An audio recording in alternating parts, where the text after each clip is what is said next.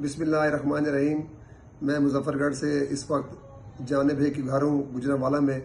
तो अल्हम्दुलिल्लाह हम इनकी जोड़ करने आए थे। काफ़ी अरसे से जाने भाई की रिक्वेस्ट कर रहे थे कि हमारे मेले पे या हमारे दंगल पे आप कुश्ती लड़ें। तो आज हमारा वो मकसद पूरा हो गया है। तो मैं यहाँ हमजा पहलवान करंट के कहने पे, उनके हुक्म पे यहाँ आया हूँ। वो मुजफ्फरगढ़ में दंगल करवा रहे हैं, जो आलीशान दंगल होगा इंशाल्लाह।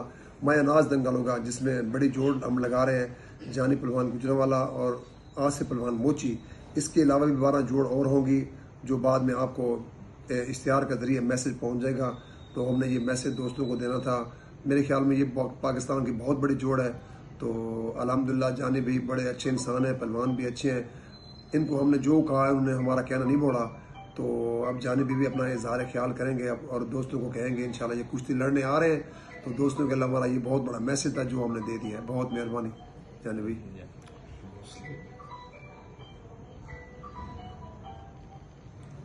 अस्सलाम वालेकुम जी। अपना ये इमरान भाई आए हैं, इनसे मेरी बात पहले भी होती रहती है। कुछ मेला था इनका, ज़रा पीछे गुजर गया, जो उस पर नई कुश्ती हो सकी, तो तब से मेरा इनसे रब्ता था।